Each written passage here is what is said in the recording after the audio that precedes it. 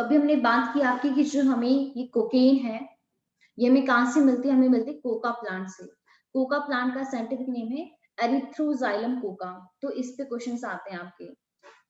अब ये कहाँ-कहाँ कैसे काम करता है? तो हमारी बॉडी में जो न्यूरोट्रांसमीटर होते हैं। अब न्यूरोट्रांसमीटर क्या होता है आप सबको पता है कि जो अगर मैं यहाँ पे एक न्यूरॉन बनाऊं, मान लेते हैं एक मैं न्यूरॉन बना रही हूँ, ठीक है, ये एक न्यूरॉन है, ये इसके डेंड्राइट्स हैं जो यहाँ पे इस तरीके से हैं, ये इसकी लॉन्ग इसके एक्सोन होता है और एक्सोन के बाद हमारे पास यहाँ पे क्या होती है एक्सोन एंडिंग, जिसे हम क्या बोलते हैं, इसे हम वो भी बोलते हैं ना आपके सिनेप्टिक नोड भी बोलते हैं। अब यहाँ पे इसके बाद क्या होता है कि यहाँ अब हमारे मेरे पास यहाँ पे सेकंड न्यूरॉन है, मान लेते हैं मैं यहाँ पे एक सेकंड न्यूरॉन बना रही हूँ, ठीक है, ये हमारे पास सेकंड न्यूरॉन है या फिर कोई भी मस्कुलर जंक्शन हो सकता है। अब जो मेरा एक न्यूरॉन है, जब वो आपका सेकंड न्यूरॉन के साथ यहाँ पे आपका काम करता है, तो पहला न्यूरॉन यहाँ पे क्या रिलीज करता है, जो यहाँ पे बीच में स्पेस है, स्पेस को हम बोलते हैं साइनेप्स। तो इस साइनेप्स के अंदर क्या होते हैं, कुछ केमिकल रिलीज होते हैं, इन्हीं केमिकल को बोलते हैं न्यूरोट्रांसमीटर, जिसमें हम आपका एक बहुत ही फेमस एग्जांपल पढ़ते हैं एसीएच का। एसीएच क्या है, एसिटाइल कोलिन।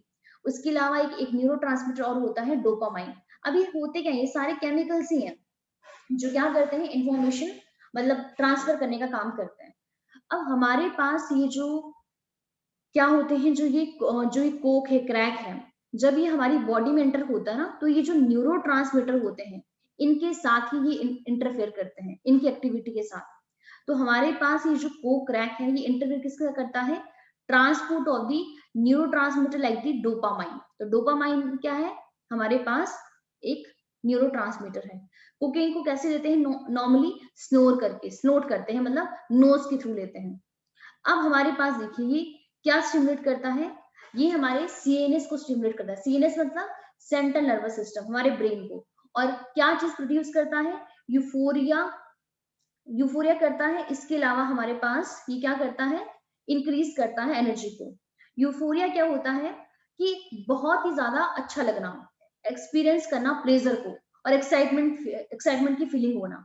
आपने नॉर्मली देखा होगा बहुत बार, जैसे जब हम बहुत ज्यादा एक्सरसाइज करते हैं या फिर हम कोई शो देखते हैं, तो क्या होता है, हमें बहुत ही अच्छी अच्छी फीलिंग आती है हमारी, या हम डांस करते हैं, गाना सुनते हैं, तो बहुत अच्छी अच्छी फीलिंग आती है ना उन सबको सोच कर या वो सारा काम करके। तो कई बार क्या होता है कि जब हमें ड्रग्स लेते हैं, हमें यूफोरिया वाली कंडीशन आती है। यूफोरिया का मतलब होता है बहुत ही अच्छा फील होना, बिना किसी रीजन की वजह, हैप्पीनेस, वेल एक्साइटमेंट होना। तो हमारे पास ये जो कोका है, ये हमारे सीएनएस को स्टिमुलेट करता है, और सीएनएस क्या प्रोड्यूस करता है, यूफोरिया। इसीलिए तो जिनको इनकी आदत पड़ जाती है, वो बार बार वो फील करना चाहते हैं। इसकी वजह से एनर्जी क्या होती है, इंक्रीज हो जाती है। लेकिन अगर हम इसकी एक्सेसिव डोज ले रहे हैं ना कोकेन की, तो ये क्या कॉज करती है, हेलुसिनेशन। अभी हेलुसिनेशन क्या होता है, हेलुसिनेशन वो कंडीशन है जिसमें कोई चीज हो नहीं रही है बट आपको लग रहा है कि वो हो रही है। मतलब आप ये समझ लो कि आप यहाँ पर खड़े हो, जस्ट एक सिंपल एग्जांपल देती हूँ। आप बोल रहे हो देखो आगे से देखो कोई पर्सन आ रहा है, आपको लग रहा है कि कोई आ रहा है लेकिन आ कोई भी नहीं रहा है, इसको बोलते हैं हेलुसिनोजन इफेक्ट होना। मतलब कि बस आपको वो अपीयर हो रहा है, ये मान सकते हो कि आपको लग रहा है कि ऐसा ऐसा कुछ इवेंट हो रहा है, वो इवेंट हो ही नहीं रहा, आप उसको देख देख कर आपको खुश हो रहे हो, बट रियल लाइफ में ऐसा कुछ भी नहीं है। तो हेलुसिनेशन वही होता है कि वो चीज हो नहीं रही है बट आपको लग रहा है कि ऐसा हो रहा है। तो एक्सेसिव डोज जब हम ले लेते हैं कोकेन की, तो वो क्या कॉज करता है, हेलुसिनेशन कॉज करता है। तो ध्यान रखना, हेलुसिनेशन क्या होता है, जो हो नहीं रहा है वो हमें लग रहा है कि हो रहा है। और यूफोरिया क्या होता है, एक्सेसिव मतलब एक्साइटमेंट की फीलिंग होना, प्लेजर बहुत ही अच्छा अच्छा लगना, एनर्जी का लेवल बहुत ज्यादा हाई हो जाना। अब बात है कि कौन कौन से ऐसे प्लांट होते हैं जो हेलुसिनोजेनिक होते हैं, मतलब जो हेलुसिनेशन कॉज करते हैं। तो एक हमारे पास एक तो कोकेन ही हो गया, मतलब एक तो हमारे पास कोका प्लांट ही हो गया, एरिथ्रोजाइलम कोका। इसके अलावा जो धतूरा है, और हमारे पास एट्रोपा बेलाडोना है। धतूरा भी आपने देखा यहाँ पे आगे वाला, आपके एनसीईआरटी के अंदर भी मेंशन है, ये वाला देखिए, ये वाला, ये जो धतूरा प्लांट है, ये भी हेलुसिनेशन कॉज करता है। इसके अलावा हमारे पास एक एट्रोपा बेलाडोना है, ये भी हेलुसिनेशन होता है, मतलब हेलुसिनेशन कॉज करता है। अब ये तो सारी बात होगी हमारे पास किसकी, इतनी बात होगी हमारे पास इस कोका प्लांट के बारे में, मतलब जहां से हमें कोकेन मिलता है। अब यहाँ पे जो ये इसके बाद स्टार्टिंग के 3 पॉइंट दिए गए ना, ये सारे जनरल दिए गए हैं कि कौन से वाले, मतलब ये जितने भी ड्रग अब्यूजर हैं किस किस का यूज करते हैं। जैसे कैनाबिनॉइड्स है, जो हमें कहाँ से मिलता है, भांग से मिलता है, कैनाबिस से मिलता है। इसका यूज बहुत सारे स्पोर्ट्समैन करते हैं, स्पोर्ट्स पर्सन करते हैं। क्यों करते हैं? अपनी एफिशिएंसी को इंक्रीज करने के लिए, क्योंकि वो काफी ज्यादा एक्टिव रहते हैं इन सबको यूज करके। आपने सुना ही होगा कि बहुत सारे जो स्पोर्ट्समैन वगैरह होते हैं वो सारे केमिकल्स या दवाइयां वगैरह लेते हैं, जिसकी वजह से वो हमेशा एक्टिव एक्टिव रहते हैं। इसके अलावा कुछ ड्रग्स है, लाइक द बार्बिटूरेट्स है, एम्फिटामाइंस है, बेंजोटाइपिजिन है, और हमारे पास एलएसडी है। एलएसडी की फुल फॉर्म आ सकती है लिसर्जिक एसिड डाइथैलेमाइड। इन सब का भी हम यूज करते हैं एज ए मेडिसिन, और मेंटल इलनेस को ठीक करने के लिए, लाइक द डिप्रेशन और द इंसोम्निया। इंसोम्निया क्या होता है? नींद की कमी, जब जिसको नींद नहीं आती है तो हम कहते हैं ना ये सब insomnia. But there often abuse, मतलब एब्यूज का मतलब है कि अगर हम इनको एक से ज्यादा ही, मतलब ज्यादा ही क्वांटिटी में लेना शुरू कर दे तो ये क्या बन जाती है? एडिक्टेड हो जाती है, जिसकी वजह से क्या होता है? Impairment of the physical, psychological और आपका फिजियोलॉजिकल फंक्शन को क्या करती है? ये अफेक्ट करती है। तो सिंपल सा इतना सा ही था हमारा आपका ड्रग वाला पार्ट। तो इसमें थोड़ा सा पार्ट आपको लर्न करने वाला है कि हमें कौन से प्लांट से क्या क्या मिलता है। नेक्स्ट हमारे पास है स्मोकिंग, कि स्मोकिंग में हम कहाँ कहाँ से स्मोकिंग मिलती है और कैसे कैसे करते हैं। तो जो आपका टोबैको प्लांट है, टोबैको को आप सबने देखा होगा, उसको हम स्मोक भी करते हैं, चबाते भी हैं और स्नफ भी करते हैं। मतलब कई कई अपनी मुंह के अंदर, मतलब रखते हैं ना, माउथ के अंदर उसको दबा के रखते हैं, लिप्स के नीचे रखते हैं, वो होता है स्नफिंग करना। कई इसको चबाते हैं, जैसे मार्केट से लेते हैं कुबेर कुबेर, और उसको चबाने का काम करते हैं कि इसको स्मोक करते हैं। तो टोबैको को हम तीनों तरीके से ले सकते हैं। अब इस टोबैको के अंदर क्या होता है? अभी भी हमने बात की थी, टोबैको के अंदर निकोटीन होता है। ये क्वेश्चन जोन है, ये पूछ सकते हैं निकोटीन कौन कंटेन करता है। तो हमारा जो टोबैको प्लांट है इसके अंदर क्या होता है? निकोटीन। अब निकोटीन क्या होता है? Alkaloid. What is alkaloid? It is a nitrogen containing compound. और साथ ही साथ में ये हमारे पास होता है सेकेंडरी मेटाबोलाइट। जब आप बायोमोलिक्यूल्स वाला चैप्टर करोगे ना +1 का, वहां पर ये दोबारा आपको बार बार आएंगे कि एल्कोलाइड क्या होते हैं। तो it is a secondary metabolite. अब ये करते क्या है? जो भी पर्सन टोबैको लेता है, आप खुद सोचो ना, कितने सारे लोग आजकल नशा करते हैं। कोई स्मोकिंग करता है, कोई इसको चबाता है, कोई इसको स्निफ करता है, उसको उससे उनको मिलता क्या है? कुछ ना कुछ तो फीलिंग आई रही, तभी तो बार बार उनको ये होता है कि हमें लेना है लेना है। तो जब भी कोई टोबैको ले रहा है, किसी भी फॉर्म में ले रहा है, स्मोक करके ले रहा है, खा कर ले रहा है, या फिर स्नफ करके ले रहा है, तो वो जब उनकी बॉडी में एंटर होता है ना, तो वो क्या करता है? हमारे एड्रिनल ग्लैंड को स्टिमुलेट करता है। अभी एड्रिनल ग्लैंड क्या होते हैं? आप सबको पता है, जो हमारी किडनी है, अगर मैं आपको बनाऊं, ये किडनी है। किडनी के ऊपर हमारे पास क्या होता है? इस तरीके से टोपी की तरह होते हैं, 2 ग्लैंड प्रेजेंट होते हैं। इन्हीं ग्लैंड को बोलते हैं एड्रिनल ग्लैंड।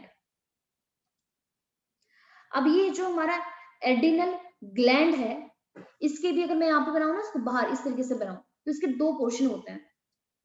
एक होता है आउटर पोर्शन, जिसको हम कॉर्टेक्स बोलते हैं, और एक इसका इनर पोर्शन होता है जिसको हम मेड्यूला बोलते हैं। जो आउटर पोर्शन होता है ना, ये हमारे पास कॉर्टिसोल रिलीज करता है, जिसको जैसे फॉर एग्जांपल ग्लूकोकॉर्टिकोइड।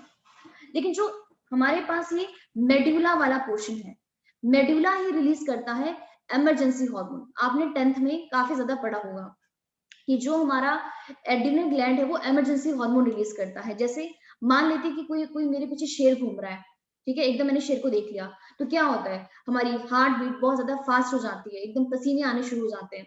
या मान लो कि आपको किसी ने बोला है आज आपको असेंबली में कुछ बोलना है, तो उसके बाद क्या होता है? हमारी हार्ट बीट ऑटोमेटिकली फास्ट हो जाती है। क्यों?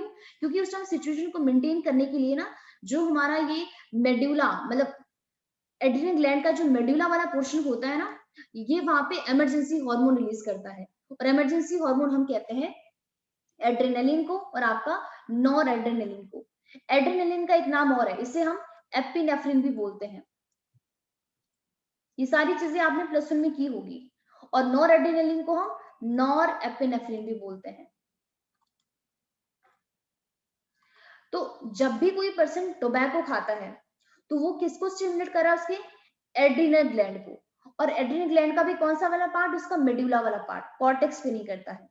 अब वहां से क्या रिलीज होते हैं, एड्रेनलिन और आपका नॉर एड्रेनलिन, जिसकी वजह से बीपी हाई हो जाता है, हार्ट रेट आपका काफी ज्यादा फास्ट हो जाता है। इसीलिए जो कई आपने देखा होगा कि इनकी जो लेबर वर्क होती है वो बार बार टोबैको खाते हैं, वो कहते हैं कि हमें इससे एनर्जी मिलती है, तो वो क्या कर पाते हैं, इससे ज्यादा काम कर पाते हैं। इसके अलावा जो ये स्मोकिंग है, अब यहाँ पे बताया गया कि स्मोकिंग की वजह से क्या क्या होता है। कैंसर होता है, लंग का कैंसर होता है, यूरिनरी ब्लैडर मतलब जहाँ पे यूरिन आपका स्टोर होता है, थ्रोट का कैंसर होता है, ब्रोंकाइटिस होता है, एम्फाइसेमा, एम्फाइसेमा में भी वही चीज आती है। इसके अलावा सी हमारे पास कोरोनरी हार्ट डिजीज होती है, गैस्ट्रिक अल्सर होते हैं, मतलब अल्सर का फॉर्मेशन हो जाता है स्टमक के अंदर। तो टोबैको को हम, अगर जो पर्सन जो टोबैको को चबा कर लेते हैं, च्यूइंग करके लेते हैं, उनको ऑरल कैंसर हो जाता है। अब जो भी पर्सन क्या करता है, स्मोक करता है, ऑटोमेटिकली उसकी बॉडी के अंदर कार्बन मोनोऑक्साइड का लेवल बहुत ज्यादा हाई हो जाता है एंड ऑक्सीजन का कंटेंट कम हो जाता है। तो यहाँ पे ध्यान रखना, जो हमारा हीमोग्लोबिन है, हीमोग्लोबिन किसके साथ बाइंड करता है, ऐसे तो ऑक्सीजन के साथ भी करता है और यहाँ पे CO2 के साथ भी करता है। जब हमारा हीमोग्लोबिन CO2 के साथ बाइंड करता है, वो क्या बनाता है, ये बनाता है आपका डीऑक्सी हीमोग्लोबिन। लेकिन जब वो ऑक्सीजन के साथ बाइंड करता है, वो बनाता है ऑक्सी हीमोग्लोबिन। लेकिन जो पर्सन स्मोक करते हैं बहुत ज्यादा, तो उसमें क्या होता है कि हमारे ब्लड के अंदर कार्बन मोनोऑक्साइड का लेवल बहुत ज्यादा हाई हो जाता है। इसका लेवल हाई होने की वजह से जो हमारा हीमोग्लोबिन है, वो यहाँ पे ऑक्सीजन के साथ बाइंड नहीं कर पाता है। तो जो ऑक्सी हीमोग्लोबिन है वो क्या हो जाता है, रिड्यूस हो जाता है। कहने का मतलब है कि ऑक्सीजन की डेफिशिएंसी हो जाती है हमारी बॉडी में। क्यों? क्योंकि आपको पता है कि जब भी ऑक्सीजन का ट्रांसपोर्ट होता है बॉडी में, हीमोग्लोबिन ही करता है। अगर हीमोग्लोबिन ऑक्सीजन के साथ बाइंड ही नहीं हो पाएगा, तो कैसे वो ट्रांसपोर्ट करेगा। तो स्मोकिंग क्या क्या इंक्रीज करती है, carbon monoxide content in the blood and reduce कर देती है oxy haemoglobin, and this causes the oxygen deficiency in the body. तो ये भी काफी इंपॉर्टेंट है कि हमारे पास जो पर्सन स्मोक करते हैं, कौन सी गैस का लेवल हमारी बॉडी में हाई हो जाता है ब्लड के अंदर, तो कौन सा होता है, कार्बन मोनोऑक्साइड का कंटेंट काफी ज्यादा हाई हो जाता है। ठीक है। फिर बाद में यहाँ पे कुछ एक जनरल सी बातें लिखी है एनसीईआरटी में, इसको से आप खुद भी रीड कर सकते हो कि एडोलसेंस और ड्रग क्या होता है। एडोलसेंस आप सबको पता है कि एक पीरियड होता है जब एक चाइल्ड क्या होता है, आपका सेक्सुअली मेच्योर होता है। तो उस टाइम उसकी उसकी बॉडी में क्या होते हैं, बहुत सारे चेंजेस आते हैं। मतलब ये वो टाइम है कि जब एक पर्सन अपने चाइल्ड वाले एज से कौन सी वाली स्टेज में एंटर कर रहा है, अभी वो चाइल्ड है, अब उसको एडल्ट के अंदर एंटर करना है। तो ये वाला जो पीरियड होता है इसी को बोलते हैं एडोलसेंस, जो काफी ज्यादा मतलब चेंजेस आते हैं। और इसमें ये भी होता है कि उनके अंदर मेंटली भी चेंजेस आते हैं और इवन आपके फिजिकली भी चेंजेस आते हैं। तो बहुत कई बच्चों को काफी ज्यादा प्रॉब्लम होती है। इसी यही वाला टाइम होता है जब बहुत सारे बच्चे क्या होते हैं, ड्रग्स लेना शुरू कर देते हैं। क्यों? क्योंकि उनको बहुत एक्साइटमेंट होती है, वो ट्राई करना चाहते हैं। और ये भी होता है कि क्यूरियोसिटी भी होती है क्या क्या होता है इन सारी चीजों को करके। अब यहाँ पे है कि जो पर्सन ड्रग्स लेते हैं, अल्कोहल यूज करते हैं एडोलसेंस पीरियड में, उसका रीजन क्या होता है, तो रीजन वही क्यूरियोसिटी होना, एक्सपेरिमेंट करना कि ऐसा करने से क्या होगा, एडवेंचर और एक्साइटमेंट होना। और कई बार कुछ प्रॉब्लम्स होती है, जैसे मान लो कि क्लास में किसी बच्चे के साथ वहां पर डिस्क्रिमिनेशन किया जा रहा है, उनको कोई पूछ नहीं रहा है या उनके साथ कुछ भेदभाव हो रहा है, तो वो एस्केप करना चाहते हैं प्रॉब्लम्स को। और स्ट्रेस होता है बहुत बार। हाँ, कई बार पीयर प्रेशर होता है कि फ्रेंड्स बोल रहे हैं, हाँ जी, लो आके आप इतना भी नहीं कर सकते हो। तो कई बार हम करना नहीं चाहते, लेकिन फ्रेंड्स के प्रेशर में आके कर लेते हैं, इसको बोलते हैं पीयर प्रेशर। इसके अलावा अकेडमी का, एग्जामिनेशन का स्ट्रेस होता है। और उसके अलावा जैसे हम टीवी में देखते हैं, आपने देखा होगा टीवी में अल्कोहल ले रहे हैं, वो ले रहे हैं, तो बच्चे चाहते हैं कि हम भी वो सारी चीजें एक्सपेरिमेंट करें अपने ऊपर। तो टेलीविजन, मूवीज, न्यूज़पेपर, इंटरनेट, ये सारे रीजन हो सकते हैं। और कई बार अनसपोर्टिव फैमिली होती है, मान लेते हैं कि किसी के पेरेंट्स बहुत लड़ाई झगड़ा करते हैं या फिर घर में बहुत कुछ कुछ होता है, तो उसकी वजह से इतनी ज्यादा अनस्टेबिलिटी की वजह से भी जो एक बच्चा होता है वो क्या करता है, ड्रग्स या अल्कोहल को लेना शुरू कर देता है। तो अनस्टेबल, अनसपोर्टिव फैमिली स्ट्रक्चर और इवन पीयर प्रेशर होता है, फ्रेंड्स की वजह से जो प्रेशर होना, आसपास के जो हमारे फ्रेंड्स होते हैं कि आप लोग ट्राई तो करके देखो ऐसा वैसा क्या है। उसके बाद होता है एडिक्शन हो जाती है और यहाँ पे डिपेंडेंस हो जाता है। तो ऑब्वियस सी बात है कि अब देखिए क्या होता है कि जब भी कोई हमें चीज एक बार बार बार ले रहे हैं, तो जो फीलिंग हमें एक बार आ गई, हम उसको क्या करना चाहते हैं, हम उसको दोबारा फील करना चाहते हैं। इसी को बोलते हैं एडिक्शन, इसी को बोलते हैं हम उसके ऊपर डिपेंड हो जाते हैं, डिपेंडेंसी हो जाती है। तो ये हमारे पास ये क्या है, साइकोलॉजिकल अटैचमेंट है। अब साइकोलॉजिकल अटैचमेंट में वही बात आ गई, यूफोरिया।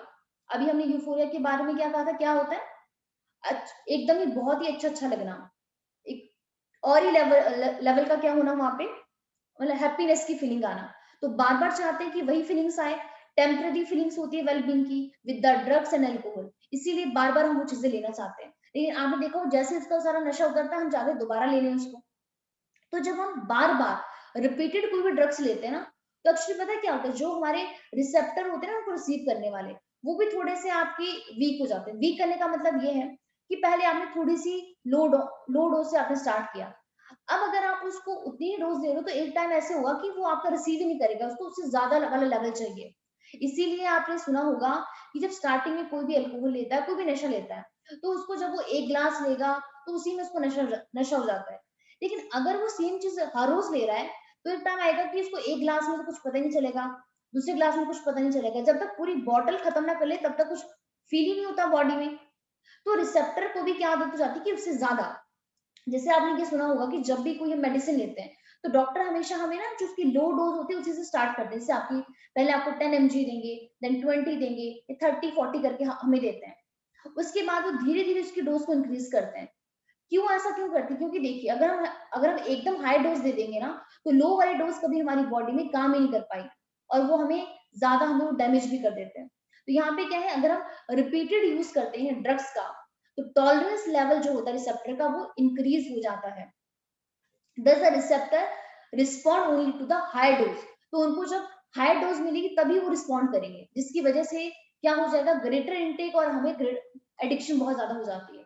डिपेंडेंसी का मतलब वही है कि हम उसके ऊपर डिपेंड हो जाते हैं। तो it is a tendency of the body to manifest a characteristics and the unpleasant withdrawal symptom. हमें विड्रॉल सिम्टम्स आना शुरू हो जाते हैं। विड्रॉल सिम्टम्स क्या होता है, जैसे अगर मान लेते किसी ने छोड़ लिया, तो उसके उसकी बॉडी की पूरी मतलब रेड रेड हो जाती है, ब्रीदिंग रेट फास्ट हो जाता है, या फिर हम कहते हैं कि उसकी बॉडी कांपना शुरू हो गई है, कुछ अलग अलग तरीके से बिहेव करना शुरू कर देती है। अगर कोई भी रेगुलर डोज ले रहा है और बाद में उसको छोड़ दिया, और उसको बहुत ही गंदा गंदा फील होता है, तो यहाँ पे डिपेंडेंस में क्या है आगे की विड्रॉल सिम्टम्स आते हैं। If regular dose of drug या अल्कोहल इज अब्रप्टली डिसकंटिन्यू, अगर हम उसको छोड़ रहे हैं, तो इसकी वजह से क्या होता है, एंजाइटी आती है, शेकीनेस मतलब वही हाथ का शेक करना, नोजिया, नोज का बहना, स्वेटिंग।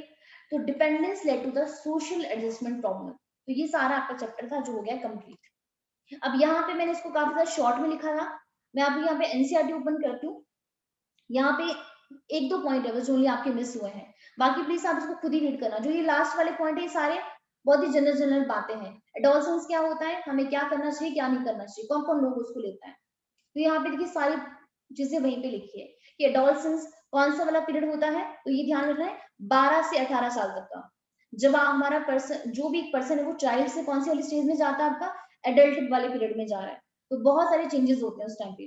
क्यों क्यों लेता है, जैसे हमने बात की, एक्साइटमेंट होती है, एक्सपेरिमेंट करना चाहते हैं, और इसके अलावा हमारे पास जैसे हाँ क्यूरियोसिटी होती है किसी भी चीज को लेके, टीवी टेलीविजन से हम कुछ ना कुछ हम चीजें देखते हैं, और कुछ प्रॉब्लम्स होती है उनको हम फेस नहीं कर पाते हैं। तो ये सारे रीजन होते हैं हमारे पास किसके, ड्रग को लेने के, जो भी छोटी एज में हम लेते हैं। इसके अलावा जब अगर हम उनको एकदम छोड़ दे तो हमारे पास क्या आ जाती है, विड्रॉल सिम्टम्स। तो विड्रॉल सिम्टम्स क्या होते हैं, जो मैंने आपको बताया कि बॉडी का शेक करना। एक पॉइंट यहाँ पे रहता है जो बस मेरा मिस हुआ था, सिरहोसिस, क्योंकि काफी इंपॉर्टेंट है। प्रिवेंशन और कंट्रोल कैसा है, हाँ इसको करवा देती हूँ पहले तो आपको। अब हम इसको कैसे प्रिवेंट करें और कैसे हम इसको कंट्रोल करेंगे। तो प्रिवेंशन क्या है, देखो, अवॉइड अनडू पीयर प्रेशर। हमें पीयर प्रेशर को क्या करना चाहिए, अवॉइड करना चाहिए। मान लेते हैं कि कोई हमारे फ्रेंड्स हैं, वो हमें बोले कि आप इस चीज को करो, तो हमें उसके चक्कर में नहीं पड़ना चाहिए, यही एक प्रिवेंशन है। तो एवरी चाइल्ड, चाहे वो लड़का हो या लड़की हो, तो उसकी चॉइस, उसकी खुद की पर्सनैलिटी है कि वो उस चीज को लेना चाहते हैं कि नहीं लेना चाहते हैं। तो a child should not be pushed unduly to perform beyond his or threshold limit with studies, sports or the other activity। उसको peer pressure में नहीं आना चाहिए। उसके बाद यहाँ पे बातें हैं हमारे पास, एजुकेशन और आपका काउंसलिंग, जब एक बच्चा छोटा है तो हमें उस टाइम उसको काफी ज्यादा जरूरत होती है अच्छी एजुकेशन की और उसकी काउंसलिंग की। अगर उसकी लाइफ में कोई भी प्रॉब्लम चल रही हो तो हमें उनको बताना चाहिए कि हाँ जी, उनसे पूछना चाहिए। पहली बात तो वो नहीं बताएंगे, कोई भी स्ट्रेस है उसको कैसे डील करना है, कोई भी डिसअपॉइंटमेंट है, कि ये भी हमारे पास सारे क्या है, हमारी एक लाइफ का ही पार्ट है।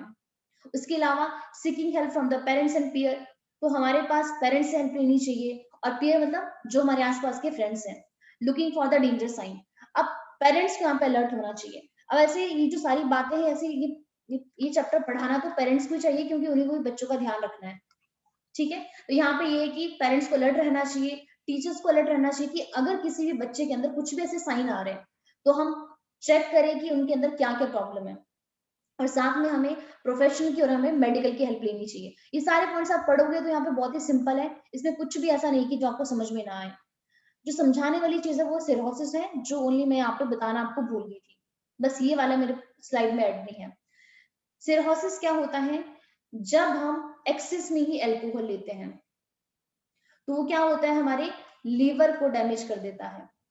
तो ये क्वेश्चन बहुत बार पूछा जाता है कि सिरोसिस में हमारा कौन सा ऑर्गन डैमेज होता है, लिवर होता है। तो यहाँ पे क्या है, the use of alcohol during the adolescence may also have long term effect. It could lead to heavy drinking in the adulthood. तो जो बच्चा एडोलसेंस में ही अल्कोहल लेना शुरू कर देगा, आप खुद ही सोचो, एडल्टहुड में जाते जाते तो वो पूरा ड्रिंकर बन जाएगा। तो chronic use of drugs and alcohol damage the nervous system and the liver. तो ध्यान रखना, जब वो लिवर को डैमेज करता है उसको बोलते हैं सिरहोसिस। तो सिरहोसिस का सबसे बड़ा मेन रीजन एल्कोहल ही होता है। तो लिवर का डैमेज करना बाय द अल्कोहल, उसे हम कहते हैं cirrhosis. The use of drugs and alcohol during pregnancy is also known to adversely affect the foetus. ये तो सिंपल सी बातें हैं, समझ में आ गया? इतना ही था ऐसे आपका चैप्टर, बाकी हमने कर लिया आपका। ये हमारे पास आपका ड्रग्स के क्या क्या इफेक्ट होते हैं, अल्कोहल अब्यूज के क्या क्या इफेक्ट्स होते हैं, इसके बारे में था। ठीक है, जो जो इंपॉर्टेंट चीजें हैं वो हमने वहां पे कर ली है। एक बार चलो इसको रीड कर लेते हैं। यहाँ पे कुछ आपका एड्स और हेपेटाइटिस के बारे में भी दिया है, अगर कोई पॉइंट मिस हुआ होगा तो हम यहाँ पे उसको देख लेंगे। फिर स्टार्टिंग से पढ़ लेते हैं इसको। यहाँ पे क्या क्या इफेक्ट्स पड़ते हैं ड्रग्स के और आपके अल्कोहल अब्यूज के। तो immediate adverse effect of drugs and alcohol abuse are manifested in the form of reckless behavior। Behaviour क्या हो जाता है, काफी ज्यादा खराब हो जाता है। वेंडलिज्म, हम काफी ज्यादा वायलेंट हो जाते हैं। एक मिनट, वेंडलिज्म का मीनिंग अभी मुझे याद नहीं आ रहा, एक मिनट।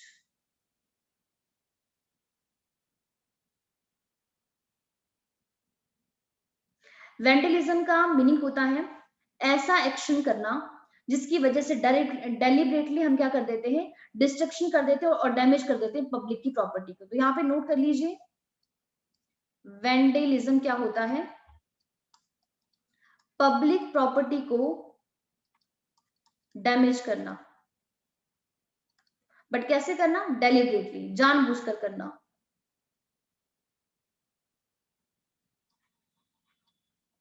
Bye deliberately. तो हमने ये कहा कि ड्रग्स के क्या क्या इफेक्ट, आपने इसे घर पे भी देखा ही होगा, अगर मतलब किसी के आसपास कोई ऐसी चीज है तो, कि जब कोई पर्सन वायलेंट हो जाता है, चीजें तोड़ना शुरू कर देता है, तो क्या क्या इफेक्ट पड़ेगा, उसका बिहेवियर रेकलेस हो जाएगा, वेंडलिज्म एंड आपका वायलेंस।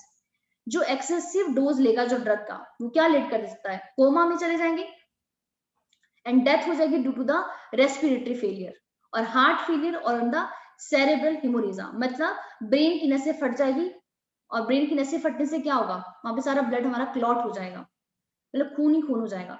कॉम्बिनेशन ऑफ ड्रग्स और the intake along with alcohol generally result in the overdosing and even the death। तो सिंपल सी वही बात है कि अगर कोई पर्सन ड्रग्स भी ले रहा है और साथ साथ में अल्कोहल भी ले रहा है, तो उसकी वजह से क्या होगा, उसकी ओवरडोज की वजह से उसकी क्या हो सकती है, डेथ हो सकती है।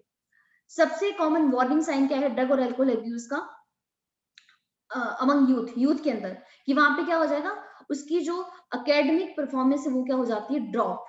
मतलब मान लेते हैं एक टाइम पे तो कोई पर्सन 90% मार्क्स लेके आ रहा था, अब वो आपका 50-60 पे पहुंच गया है।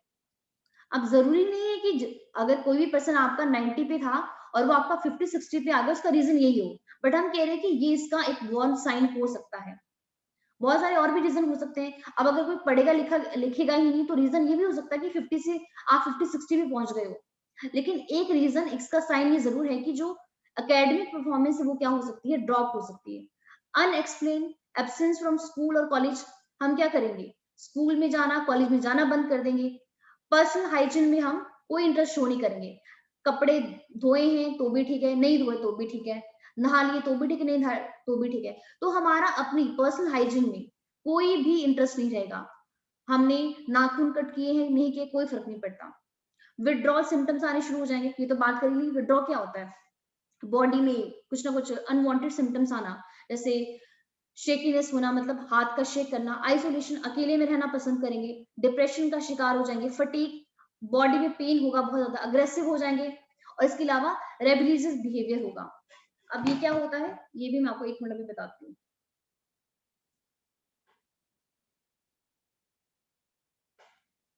रेबेलियस बिहेवियर होता है ऐसी डिजायर शो करना जिसकी वजह से हम किसी को अथॉरिटी, होता है ना किसी के ऊपर कंट्रोल करना, मान लेते कि बस ये तो कोई कर ही नहीं सकता, इस पर तो मेरा ही कंट्रोल है, इसको बोलते हैं रेबेलियस, कंट्रोल करना किसी को भी। ठीक है, तो इस तरह का बिहेवियर हो जाता है। Deteriorating the relationship with the family and the friends, उनके साथ रिलेशनशिप क्या हो जाएगा, खराब हो जाएगा। Loss of interest in hobbies, मान लेते हैं पहले हमारा इंटरेस्ट था किसी चीज में, वो सारा का सारा लॉस हो जाएगा। Change in sleeping, eating habitat, सब कुछ साइकिल पूरा खराब।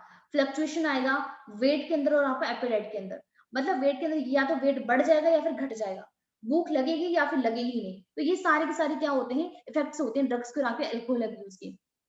So there may be even be some far-reaching implication of drug और alcohol abuse. लेकिन प्लीज बार बार ध्यान रखना, जो भी यहाँ पे सिम्टम्स है, ये जरूरी नहीं कि ये सारे सिम्टम्स ड्रग्स की वजह से और अल्कोहल अब्यूज की वजह से आते हैं। इसका रीजन कुछ और भी हो सकता है, लेकिन अभी हमने कहा इसकी वजह से भी ऐसा कुछ हो सकता है। So there may be even some far-reaching implication of drug alcohol abuse if an abuser is unable to get money to buy drugs or alcohol. ये तो आपने टीवी में पक्का सुना ही होगा कि मान लेते हैं कि एक कोई शराबी है या फिर कोई ड्रग्स लेता है बहुत ज्यादा और उसको पैसे नहीं मिल रहे, तो वो क्या काम करते हैं, चोरी करना शुरू कर देते हैं। चोरी पे ही कुछ हुआ तो मतलब कुछ ना कुछ जुगाड़ करते हैं पूरा एंड तक, चाहे डेथ हो जाए वो अलग बात है, लेकिन पूरी पूरी कोशिश करेंगे कि किसी ना किसी तरीके से हमें ड्रग मिल जाए या किसी ना किसी तरीके से हमें अल्कोहल मिल जाए।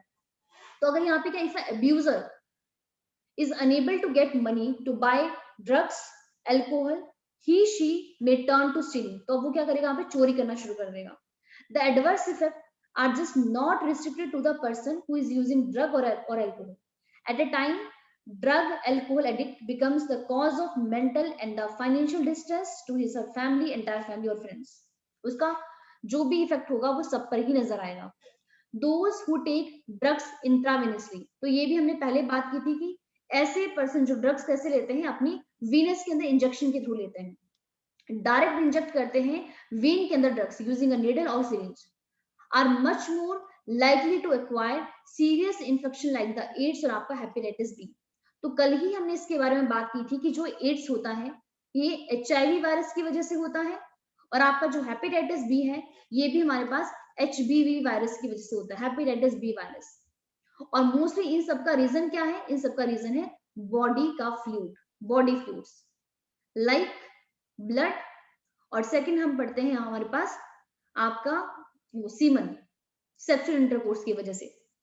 तो आप खुद ही सोचो कि जो पर्सन ड्रग को इंजेक्शन के थ्रू लेता है, क्या उसको फर्क पड़ेगा कि वो चेक करेगा कि जो निडल है वो इन्फेक्टेड तो नहीं किसी की, तो वहां पे उस चीज का कोई ध्यान नहीं होगा।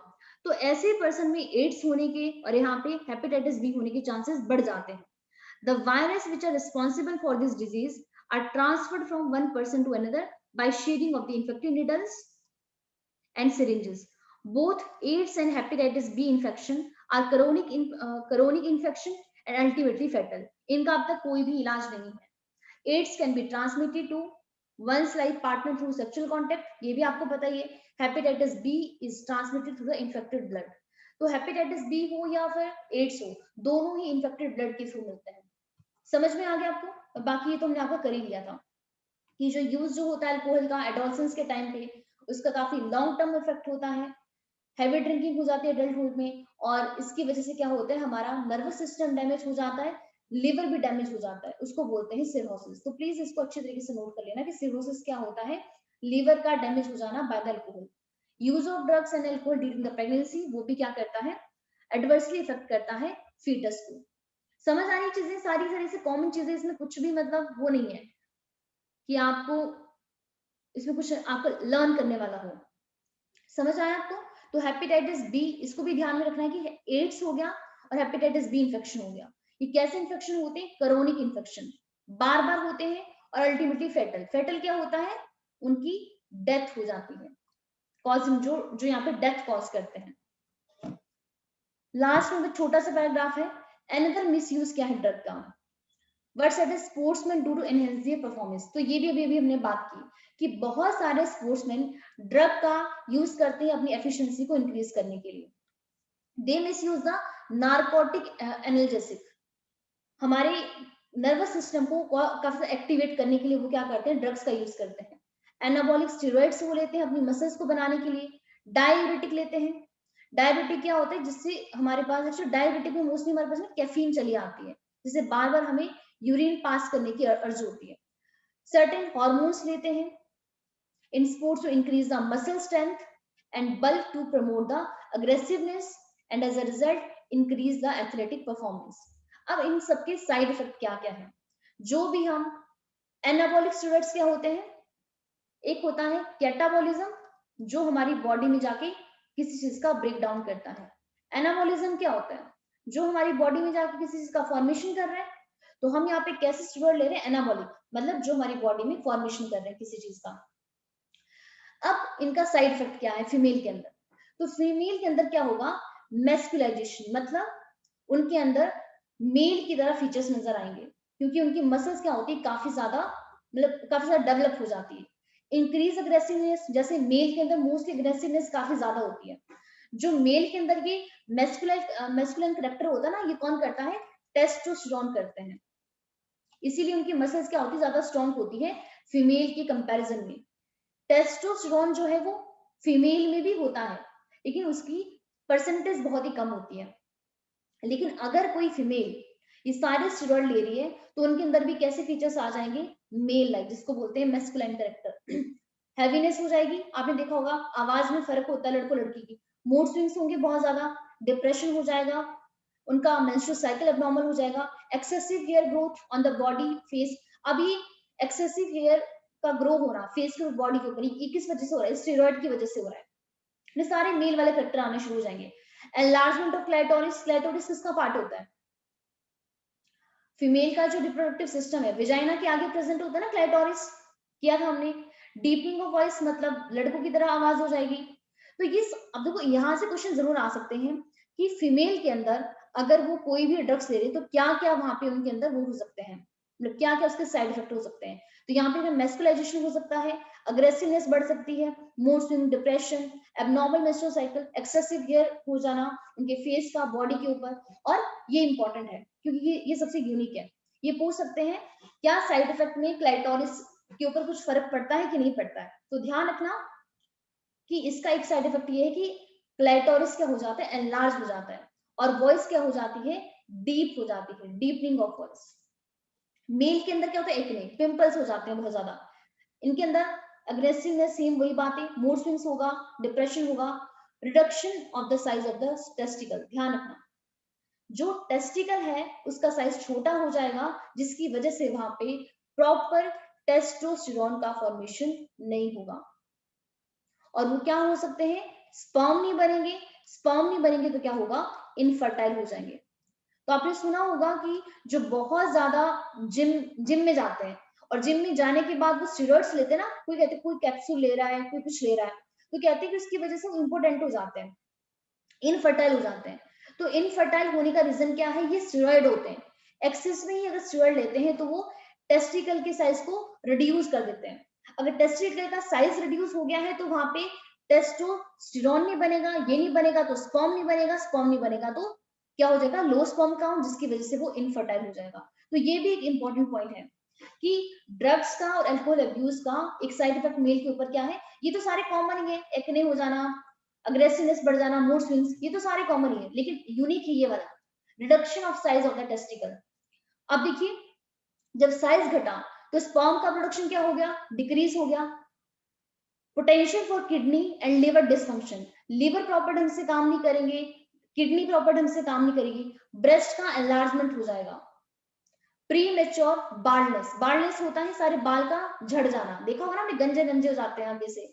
और जो प्रोस्टेट ग्लैंड है वो बहुत ही ज्यादा बड़ा हो जाएगा। अब प्लीज आपको पता है प्रोस्टेट ग्लैंड मेल का ही पार्ट होता है, तो प्लीज इन पे भी क्वेश्चन यहाँ पे आ सकते हैं कि कौन कौन से साइड इफेक्ट हो सकते हैं, कौन कौन से नहीं हो सकते हैं। तो ये जो बाकी जो ये सारी चीजें हैं ना, ये तो आपको याद ही रहेगा, अग्रेसिवनेस हो गया, या फिर वहां पे क्या हो रहा है, मूड स्विंग्स होना, डिप्रेशन होना। लेकिन जो यूनिक वाले हैं ये आपको लर्न में रखने, जैसे रिडक्शन हो गया साइज टेस्टिकल का, डिक्रीज हो गया स्पर्म का प्रोडक्शन, और यहाँ पे किडनी और लीवर डिसफंक्शन कर रहे हैं, ब्रेस्ट की एनलार्जमेंट हो गई है, प्री मेच्योर बाल्डनेस मतलब एज से पहले ही बाल्ड, एज से पहले ही गंजे हो गए, और प्रोस्टेट ग्लैंड की एनलार्जमेंट हो जाती है।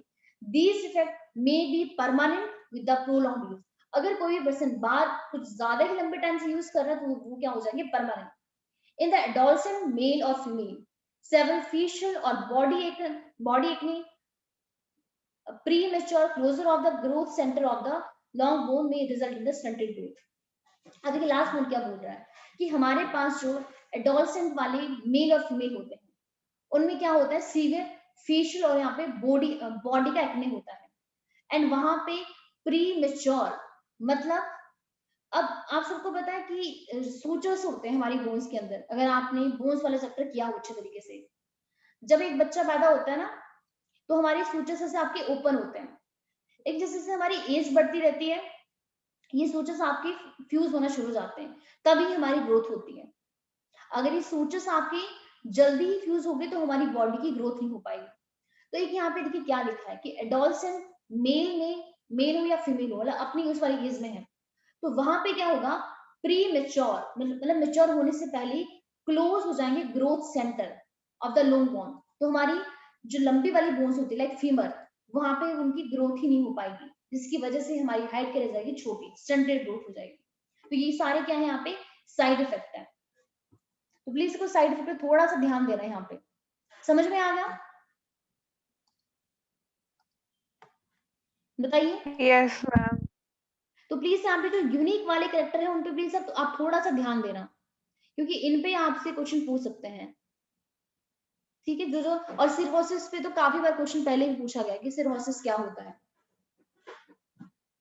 बाकी प्रिवेंशन में क्या है ये मैंने आपको बता दिया, एक बार आप उसको खुद ही रीड कर लेना। संदेश आपको समझ में आ गया, कोई डाउट है?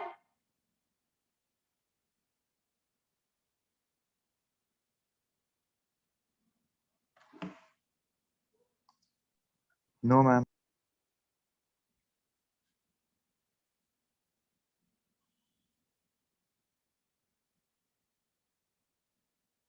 ठीक है, एक मिनट बस मुझे एक बार चेक करने दीजिए, जैसे आपका सेशन भी एंड होने ही वाला है, 1 मिनट रह गया है। तो आज आपका चैप्टर कंप्लीट हो गया है, और कल आपका टेस्ट भी है माइक्रोब्स इन ह्यूमन वेलफेयर का, याद है ना आप लोगों को? हाँ, मुझे आपको ये बताना था कि ये एनाल्जेसिक क्या होते हैं, आ गए याद। एक जगह आता है एनाल्जेसिक क्या होती है, एनाल्जेसिक हमारे पास एक ड्रग होती है जिसका हम यूज करते हैं पेन को ट्रीट करने के लिए, मतलब पेन से रिलीफ करने के लिए। तो यहाँ पे लिखा था ना कि हमारे पास इनका मिसयूज क्या होता है, मतलब जो नार्कोटिक एनाल्जेसिक होते हैं, टोबैको से ही मिलता है ना हमें आपका ये एनाल्जेसिक का मीनिंग, प्लीज इसको याद कर लेना, ये क्या होते हैं, पेन किलर। जैसे कई बार हमें पेन वगैरह होता है हम पैरासिटामोल वगैरह भी लेते हैं, ठीक है, तो इसको नोट कर लेना।